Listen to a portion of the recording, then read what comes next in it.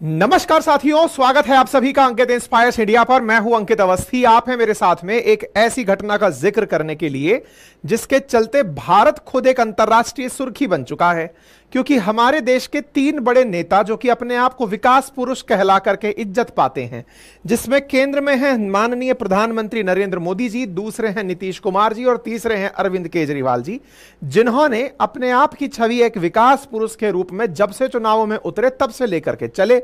चाहे प्रधानमंत्री नरेंद्र मोदी जी की बात हो, सबका साथ सबका विकास इनका एजेंडा रहा। इन्होंने कहा कि हम हर दिन अब देश की उपलब्धियों को लेकर के सुर्खियों में रहना चाहते हैं। इसी प्रकार से अगर हम बात करें नीतीश कुमार की, तो अब 2010 से कहते आ रहे हैं कि हमारे यहां पर विक्ट्री ऑफ विकास होगा, क्योंकि ये बिहार में लग रहा है आजीवन के लिए मुख्यमंत्री बनकर के अपने पद पर बैठ गए हैं। ठीक इसी क्रम में अगर हम देखते हैं अरविंद केजरीवाल जी को, तो ये तो कहते ही आए हैं कि दिल्ली को हम लंदन और पेरिस जैसा बना देंगे। ये लंदन और पेरिस जैसे जो सपने दिखाए गए हमको विकास के, जब हम उस विकास को टॉर्च लेकर खोजने निकलते हैं कि कहां हो बेटा विकास, तो हमको विकास इस तरह के रोड में, इस तरह के इंफ्रास्ट्रक्चर में, इस तरह के हाई राइज बनते हुए पुलों में तो दिखाई देता ही है। इसके साथ साथ कुछ विकास इस तरह से धराशायी होते हुए पुलों में भी दिखाई देता है। यानी कि हम साल भर पढ़ाई किए, लेकिन भगवान जब परीक्षा लेने के लिए 2 मिनट के लिए अपनी टोटी खोला, उतने में हमारा विकास धराशायी हो गया। हमारा विकास मिनटों के हिसाब से धराशायी होने लगा, कहकर पानी के साथ पुलों में बहने लगा। बिहार के हालत इस समय देश के अंदर मजाक बने हुए हैं, दुनिया में भी मजाक बने हुए हैं। हालात दिल्ली की है। दिल्ली वाले जो एक तरफ से लेकर चल रहे थे कि हमारे पास पानी नहीं है, टैंकर के लिए भागे फिर रहे थे। महाराष्ट्र वाले कहते फिर रहे थे कि हमारे डैम में पानी खाली हो गया है। भगवान टोटी खोल दिया, सड़कों पर ही झील बना दिया। लेकिन करें क्या, पुअर प्रबंधन है कि हम विकास इतना खोल के किए कि सड़कों को झील बना दिए, पूरा वेनिस और लंदन पूरी तरह से दिल्ली को बना दिए। अब यह विकास पर हम इतनी चर्चा कर क्यों रहे हैं? क्योंकि अल्टीमेटली पैसा तो हमारा ही लगा है ना जी। क्योंकि आप और हम जितना भी पैसा खर्च कर रहे हैं, उसमें से सरकार भर भर के अपना कोटा पूरा कर ले रही है। अकेले एक फाइनेंशियल ईयर 23-24 के अंदर भारत सरकार ने जीएसटी से 20.18 लाख करोड़ रुपया टैक्स इकट्ठा किया है। दिल्ली सरकार की अगर हम बात करें और बिहार सरकार की अगर हम बात करें, तो हजारों करोड़ में इन्होंने टैक्स कलेक्शन किया है। और वो टैक्स कलेक्शन का जब रिजल्ट आया कि देखो भाई आपने क्या किया इस पैसे से, तो उस रिजल्ट के अंदर भरभरा के सरकार जो है वो परीक्षा में मानसून के फेल हो गई। आज विस्तार से इसकी चर्चा करेंगे, लेकिन आपको ज्ञान देने के लिए कि टैक्स किस तरह से कलेक्ट किया जाता है, किस तरह से उसका उपयोग होता है, ये सब बातें जाननी हो। मानसून क्यों आता है, कब आता है, इसके लिए आपको ज्योग्राफी भी जरूरी है, भारतीय राज्य व्यवस्था के लिए पॉलिटी पढ़ना जरूरी है, इकोनॉमी की आपका टैक्स कहां जरूर कटता है। तो उन सबके लिए हमारा बैच अपनी पाठशाला पर उपलब्ध है, जाकर के उसे देख सकते हैं। लिंक कमेंट बॉक्स में दिया हुआ है। साल भर की वैलिडिटी के साथ हमारा कोर्स उपलब्ध है। घर पर बैठकर कंटेंट पढ़ना चाहते हैं तो हमारे हैंड रिटन नोट्स 3000 पेजेस के घर पर भेजने के लिए उपलब्ध है। इस तरह से आप इनको घर पर मंगा सकते हैं। हमारा कंटेंट अपनी पाठशाला.com वेबसाइट पर भी उपलब्ध है, जिसे जाकर आप यूज कर सकते हैं। साथियों, भारत सरकार का हाल ही में भगवान ने, क्योंकि वैसे भी भगवान भरोसे हम बहुत कुछ कर रहे हैं, ऐसी स्थिति में भगवान ने मानसून नाम के सीजन में, और बिल्कुल अज्ञात नहीं था, ये बिल्कुल वैसे ही है जैसे बच्चा जब साल भर पढ़ाई करता है और साल भर पढ़ाई करने के बाद परीक्षा देने के लिए साल में एक बार एग्जामिनेशन हॉल जाता है, बिल्कुल वैसे ही भारत सरकार हो चाहे राज्य सरकार हो, दिन भर बेचारे मेहनत करते हैं, विकास करते हैं। और फिर भगवान कहता है कि आओ जी आपकी परीक्षा ले लें। तो परीक्षा के नाम पर भगवान कुछ छींटे डालता है कि लो जरा प्यास से मर रहे थे, थोड़ा सा पानी भेजते हैं, देखते हैं क्या कर पाते हो। उसको हम मानसून सीजन कहते हैं। मानसून सीजन ऐसा नहीं है कि पहली बार आया है, साल में हर बार आता है। बढ़िया से मई के अंतिम माह में एंट्री करता है, जून जुलाई बढ़िया से रहता है। और हर बार ऐसी स्थिति आती है कि बकायदा रेड अलर्ट, ऑरेंज अलर्ट दिखाए जाते हैं कि बढ़िया बारिश होगी, देश में खूब अच्छे से बारिश होगी, दुनिया भर की सुर्खियां बनती है कि बारिश खूब बढ़िया से आएगी। मौसम विभाग अपनी चेतावनी देता है कि चिंता ही मत करिए, भरभरा के बारिश आएगी, इतनी बारिश आएगी कि समेट नहीं पाओगे कि इसका क्या करें, हमको तो पानी के लिए सड़कों पर बैठना है। आप आयरनी देखिए कि देश की कितनी बेकार स्थिति है कि इस देश के लोग सड़कों पर इकट्ठे होते हैं प्रदर्शन करने के लिए कि पानी नहीं है। वही सड़कें जब पानी से भर जाती हैं तब कोई खड़ा इसलिए नहीं होता कि इस पानी का कुछ कर लो महाराज, क्योंकि हमने आपको इतना पैसा दिया है, पूरी की पूरी जमीन को सीमेंट से चिन दिया गया है, ये पानी जमीन में उतर नहीं रहा है, पानी का लेवल नहीं इंक्रीज हो रहा है, नदी नाले एक समान हो रखे हैं। ये रेन वाटर हार्वेस्टिंग के लिए साल भर में क्या तैयारी की, क्या है वो स्मार्ट सिटी परियोजना, क्या है भूजल प्रबंध, क्या है वो विकास जिसको इस समय पर बारिश 2 महीने के अंदर अंदर तहस नहस कर देती है। अभी तो महीना भी शुरू नहीं हुआ है, इतने में बारिश के जो अलर्ट्स हैं उनके हालात सबके सामने खुलकर आ चुके हैं। साथियों, इंडियन मेट्रोलॉजिकल डिवीजन आईएमडी के द्वारा रेड अलर्ट कुछ राज्यों में जारी किया गया, कुछ जगह ऑरेंज अलर्ट जारी किया गया कि बहुत तेज बारिश आएगी, और उसका नतीजा दिल्ली ने खुलकर देखा। जो दिल्ली दुनिया भर की सुर्खियों में था कि देश की राजधानी में लोग टैंकर के पीछे भागते दिख रहे हैं, उसने सीवियर हैवी बारिश देखी, और इतनी बारिश देखी कि दिल्ली वालों ने 88 साल का रिकॉर्ड तोड़ दिया। मतलब उन्होंने एक ही दिन में 23 सेंटीमीटर बारिश देख ली। अभी 29 जून के आखिर की बात है। मतलब कहा जाता है कि सामान्यतया जो बारिश होती है उस बारिश की रेंज में कहा जाता है कि हैवी रेनफॉल कहा जाता है अगर आप 6.25 सेंटीमीटर बारिश देख लें या फिर 11.5 सेंटीमीटर तक बारिश देख लें। 11.5 से 20 के बीच में देखें तो हैवी वाली में काउंट किया जाता है, वेरी हैवी में। दिल्ली वाले 23 सेंटीमीटर बारिश झेल लिए।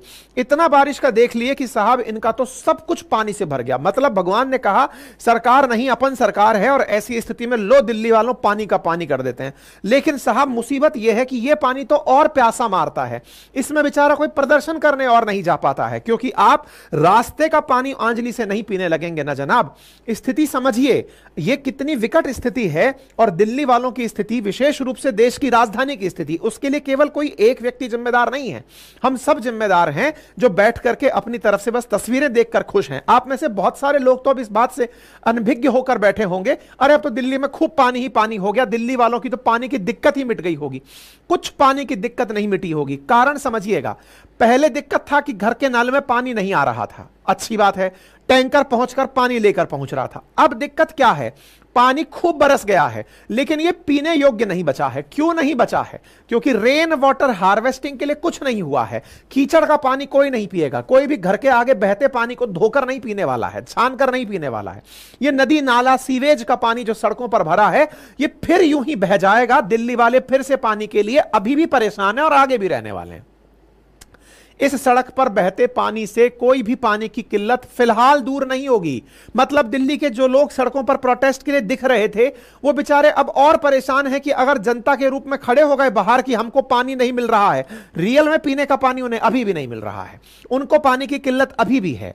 लेकिन मुसीबत यह है कि उस पानी की किल्लत के लिए ये वाला जो पानी बरसा है, इस पानी के बाद वो प्रोटेस्ट के लिए भी खड़े नहीं हो पा रहे हैं। ये पानी जो भरा है, जिसका प्रबंधन किया जा सकता था, जिसे सरकार के द्वारा ऐसे ड्रेन होल खोदे जा सकते थे, रास्ते में से इस पानी का इतना बेहतर प्रबंध किया जा सकता था कि यह जमीन में जा सकता था, इस पानी का उपयोग बहुत अच्छे से किया जा सकता था। लेकिन वो पानी कहीं इस तरह बस को डुबोने में काम आ रहा है, कहीं प्रगति मैदान की प्रगति को डुबोने में काम आ रहा है, कहीं गाड़ियों को नाव बनाकर तैराने में काम आ रहा है, मंत्री जी को गोदी में ले जाने के काम आ रहा है, खुद जल मंत्री के घर को पानी में डुबोने के काम आ रहा है। हालात यह है कि दिल्ली में बारिश से 5 लोगों के मरने की खबर बनती है।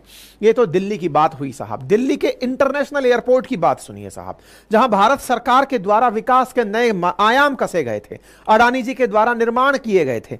ऐसी स्थिति में पता चलता है कि वहां की रूफ कोलैप्स कर जाती है। हालात ऐसे बदतर होते हैं, हमने ट्विटर पे भी अपनी जानकारी साझा की थी कि साहब वहां के तो ऊपर से गिर करके फॉल सीलिंग के नीचे गिर जा रहा है। इस तरह के हालात हो रहे हैं कि लोग बैठे बैठे मर जा रहे हैं। ना केवल दिल्ली बल्कि इस तरह के हालात गुजरात के अंदर भी, राजकोट में देखने को मिले। वहां पर भी एयरपोर्ट की छत धड़ाम से नीचे आकर के गिर गई। हमारा विकास इतना पैरेलल कैसे है कि 2 बूंद नहीं झेल पा रहा है, सीजन नहीं झेल पा रहा है। दुनिया में क्या अकेली बारिश भारत में आती है क्या? ऐसी स्थिति को क्यों नहीं हैंडल हम कर पा रहे हैं, यह बड़ा सवाल है। विकास के नाम पर हिमाचल में बनी हुई सड़कें जो कि पानी जैसे ही बरसा 1 फीट तक अंदर धस गई, 60 सड़कें बंद करनी पड़ गई।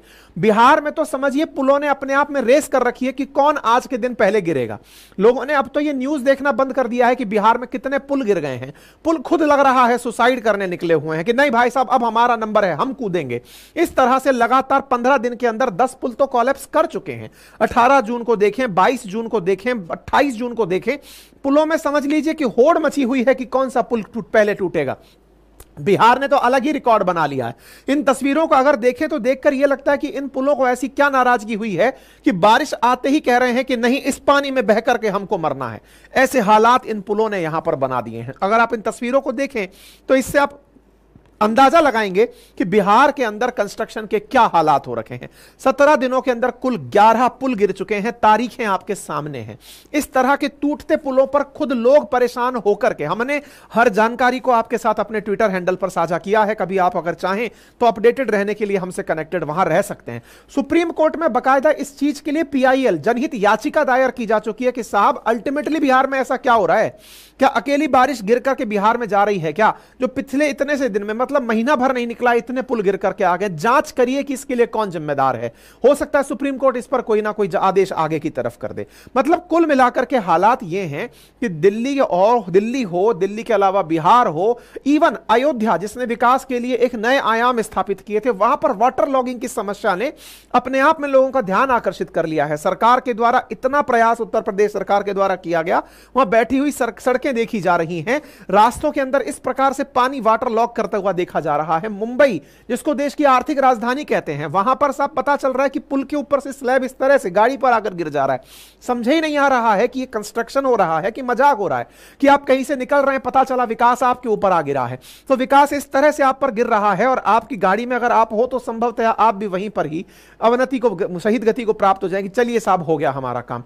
तो कुल मिलाकर के ये सारी बातें हम लोग पूछ क्यों रहे हैं भाई? ये विकास के नाम पर जो काम हुए ये सब इस तरह धराशायी हुए, तो हम पूछ क्यों रहे हैं सर? हम इसलिए पूछ रहे हैं क्योंकि हम असल मायने में एक बेस्ट इंफ्रास्ट्रक्चर हमारे देश में चाहते हैं, जो आपने वादा किया था। क्योंकि उसी वादे को ध्यान में रखते हुए देश की जनता ने टैक्स पे किया था।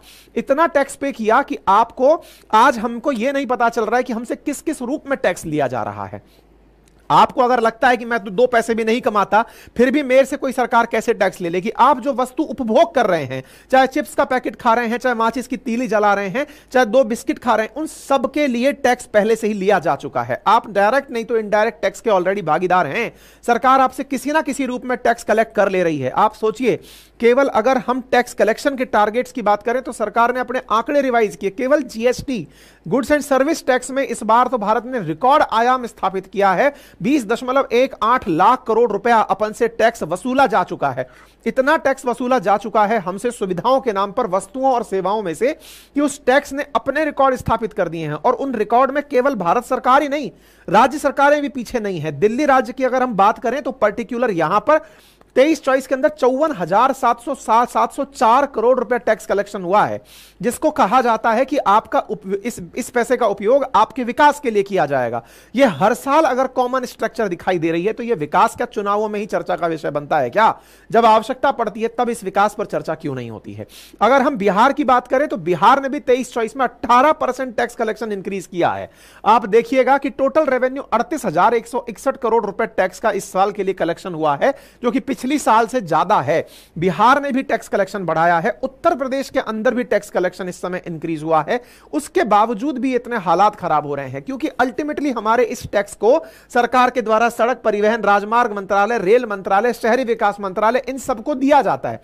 यानी कि सरकार जो हमसे पैसा टैक्स में वसूल करती है उनको फिर आगे चल करके ब्याज अदायगी में, केंद्रीय योजनाओं में, केंद्रीय प्रायोजित संभावनाओं में, इन सब में खर्च किया जाता है। उस खर्च को सही से क्यों नहीं किया जा रहा है? बड़ा सवाल यह अपने आप में बन रहा है, क्योंकि सरकार का कहना है कि हम विकास को बढ़ावा देने के लिए अनुसंधान और नवाचार को स्थान दे रहे हैं। सरकार कहती है कि विकास और रोजगार सृजन के लिए हम पूंजीगत व्यय का प्रतिशत बढ़ा दिए हैं। तो यह प्रतिशत हमें दिख क्यों नहीं रहा है? ऐसी स्थिति क्यों बन रही है? जनता जब लोकतंत्र में होती है तो जनता के द्वारा जनता के लिए शासन होता है। तो यह जनता का बेसिक सवाल है कि हमसे जब इतना टैक्स वसूला गया तो हमें इतना पुअर काम करके क्यों दिया गया? जब आप किसी होटल में खाना खाने जाते हैं, होटल में पैसे पे करते हैं और अगर वो खाना खराब दे देता है तो आप होटल वाले से पूछते हैं कि भाई साहब ये हमारे खाने के साथ क्या कर दिया आपने। अगर कोई वस्तु खरीदने जाते हैं तो आप पूछते हैं। एग्जैक्टली आप भारत सरकार को सुविधाओं के लिए, राज्य सरकारों को सुविधाओं के लिए, अपने अपने राज्य सरकारों को सुविधाओं के लिए टैक्स पे करते हैं कि ये हमारी कमाई का ये अंश है, इसका उपयोग करिए, देश का विकास करिए। अब इस विकास को हमें टॉर्च से खोजना पड़ रहा है कि हम घर से बाहर निकल रहे हैं तो पानी का रास्ता अवरुद्ध हो रखा है, पीने पीने का पानी नहीं आ रहा है, जब तब लाइट चली जा रही है, लाइट के लिए कोई कनेक्शन की व्यवस्था नहीं है, बारिश आ रही है तो इस जल के प्रबंधन के लिए कोई कार्य नहीं हुआ है। पहले बारिश के प्रबंधन के नाम पर हमसे पैसा लिया जा रहा है, फिर जब सूखा पड़ेगा तो सूखे के प्रबंधन के लिए हमसे पैसा लिया जाएगा। कुल मिलाकर के हम पर हमारे टैक्स का जो सदुपयोग है वो अल्टीमेटली कब किया जाएगा, ये एक जिम्मेदार नागरिक होने के नाते आपकी और हमारी महती भूमिका बनती है। हम अगर किसी जगह से 2 पैसे की चीज खरीदते हैं तो उस पर अकाउंटेबिलिटी तय करते हैं, लेकिन जब हम लोग इतना ज्यादा टैक्स पे करते हैं तो सरकारों से सवाल कब करेंगे कि कहां है विकास, जो हमको दिखाया गया था वो कहां है? क्या इसका प्रबंधन बहुत मुश्किल है क्या?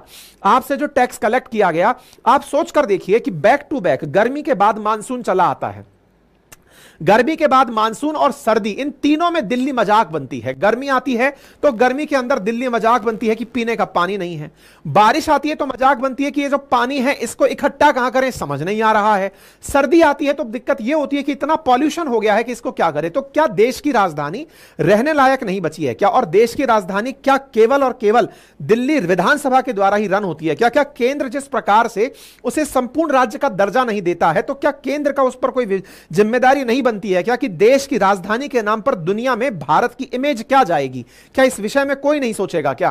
क्योंकि हमारे देश के साथ हमारी देश की राजधानी, अगर कहते हैं कि अगर आप घर में घुस रहे हैं तो कहते हैं कि घर का जो आयता है वो बता देता है कि आपके अंदर क्या होगा। अगर कोई हमारे देश में आ रहा है, दिल्ली के हालात ऐसे देखेगा तो क्या देश की इमेज दुनिया में लेकर जाएगा? एक तरफ हम कहते हैं कि दुनिया में भारत बहुत तेजी से आगे बढ़ रहा है, अगर कोई भारत देखने चला आए, गर्मी में देखने आए तो सड़क पर लोग प्रोटेस्ट करते दिख जाएंगे, सर्दी में आए तो सांस लेने के लिए सामने वाले को सांस नहीं मिले, और बारिश में आए तो चलने के लिए सड़क ना मिले, तो ऐसा विकास किस काम का है? ऐसे विकास के लिए आंसरेबल होना चाहिए सरकारों को, और जनता को अवेयर होना चाहिए कि वो प्रतिक्रिया सीजन वाइज ना दे। वो सरकार के साथ इस बात की अकाउंटेबिलिटी तय करे कि बारिश आने वाली है, उससे पहले आपकी क्या योजना है। सरकार अपनी तरफ से टेंडर जारी करके कह देती है कि हमने नदी नाले साफ करवा दिए हैं, बारिश का पानी आसानी से बह जाएगा। सर, इस बारिश के पानी को इकट्ठा करने की क्या योजना है, ताकि अगली बार जब बारिश का पानी नहीं होगा उस समय पीने के लिए यह पानी इकट्ठा हो? इसके लिए क्या योजना बनाई है? केजरीवाल जी, जब आप चुनाव प्रचार कर रहे थे तब कह रहे थे कि दिल्ली में इतनी झीलें होंगी कि आप घूमने जाएंगे तो आपको हर तरफ बच्चों को घूमने के लिए, सैर सपाटे के लिए झील मिलेंगी। आज सड़कों को आपने झील बना दिया है। क्या योजना है अल्टीमेटली? इसके लिए तो केंद्र सरकार जिम्मेदार नहीं हो सकती। और केंद्र सरकार से सवाल है कि एक तरफ आप कहते हैं कि दिल्ली को हम पूर्ण राज्य नहीं दे सकते, तो साहब आप भी अपनी एक्सपर्टाइज दीजिए ना राज्य सरकार को, कहिए ना कि इसका यूज इस तरह से करिए ताकि आने वाले समय में देश माहौल, देश किसी के सामने मजाक बनकर ना रह जाए। सभी की संयुक्त रूप से जिम्मेदारी तय हो, पूरे टाइम राजनीति के लिए देश का संचालन ना हो। यह इंपॉर्टेंट बात है और यह समझने की आवश्यकता है।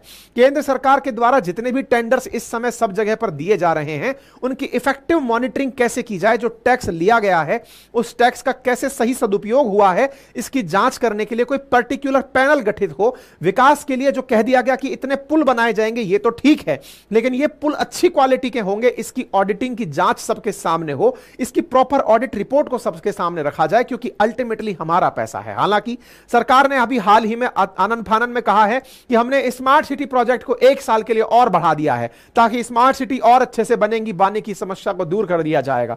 इसी प्रकार से स्मार्ट सिटी के लिए फंड को इंक्रीज करने की बात कर, मतलब फंड को आगे और दिया जाएगा। बिहार सरकार कह रही है कि जो पुल गिरे हैं उसके जिम्मेदारों पर जांच बिठा दी गई। जनता को आप कह करके कि हमने जिम्मेदारों को सजा दे दी है, वो तो कुछ मोहरे हैं जो कि शहीद हो जाएंगे, क्या है? लेकिन असल में जो दिक्कत है वो नीतिगत दिक्कत है। उसका जब तक सॉल्यूशन नहीं निकाला जाएगा, देश के साथ ऐसे ही एक मजाक बनकर रहता रहेगा। अयोध्या राम मंदिर के केस में भी 6 ऑफिसर्स को सस्पेंड कर दिया गया है। आवश्यकता इस बात की है कि जब यह काम हो रहा था तब मॉनिटरिंग करने वालों को कौन जिम्मेदार ठहराएगा? हमेशा प्यादों को शहीद कर दिया जा रहा है, जो जिम्मेदार हैं उनको कब जिम्मेदारी दी जाएगी? ये स्थितियां कब तक भारत के अंदर मजाक बनकर रहेंगी? आवश्यकता है कि सरकार को, पॉलिटिशियंस को अकाउंटेबल होना पड़ेगा, या योजना बनाते समय उनकी जवाबदेही तय होनी पड़ेगी, स्ट्रिक्ट इंप्लीमेंटेशन ऑफ रूल्स करने पड़ेंगे, प्रॉपर तरीके से ट्रेनिंग देनी पड़ेगी। और कुल मिलाकर यह पॉलिसी मेकर्स की जिम्मेदारी है कि अगर वो जनता का पैसा ले रहे हैं तो उस जनता के पैसे का सदुपयोग सुनिश्चित करें। और यह आपकी और हमारी जिम्मेदारी भी है कि जब हमारा टैक्स जब पे किया जाता है तो वो टैक्स सही तरीके से उपयोग में आ रहा है या नहीं, ये केवल मीम मटेरियल ना हो कि इस जगह पुल गिर गया, इस जगह पानी भर गया, इस जगह ये हो गया, इस सरकार ने ऐसा किया, इस सरकार ने ऐसा किया, बीजेपी ने ऐसा किया, कांग्रेस ने ऐसा किया, इस कांग्रेस सरकार ने ऐसा किया। अल्टीमेटली आवश्यकता हो कि जब भी आप किसी नीतिगत मुद्दे पर बहस करें तो डेवलपमेंट अपने आप में एक बड़ा मुद्दा बने। बाकी आप इस विषय पर क्या सोचते हैं, अपनी राय कमेंट बॉक्स में जरूर रखें। चैनल पर नए हैं तो चैनल सब्सक्राइब कर लें, और निवेदन यही रहेगा कि अगर ऑलरेडी चैनल सब्सक्राइब किया हुआ है तो वीडियो को लाइक जरूर कर दें, ताकि वो बहुत सारे लोगों तक, कल जो हमने जियो के ऊपर वीडियो डाला था वो कुछ ही समय में बहुत सारे लोगों तक पहुंच गया, क्योंकि उसे लगभग 1 लाख लोगों के द्वारा लाइक किया गया था। लाइक करने से वो बहुत सारे लोगों तक पहुंचता है, इसलिए गुजारिश रहेगी कि अगर संभव हो तो वीडियो को आप लाइक कर दें और अधिकतम लोगों तक पहुंचाना सुनिश्चित करें। बाकी अधिक जानकारी के लिए आप हमारी वेबसाइट अपनी पाठशाला.com पर विजिट कर सकते हैं। हमारे कंटेंट्स में जीए फाउंडेशन का जो बैच है उसे आप एक्सेस कर सकते हैं हमारे एप्लीकेशन पर, जो कि मात्र आपके सामने 1 साल की वैलिडिटी के लिए बहुत ही नॉमिनल कीमत पर उपलब्ध है। धन्यवाद।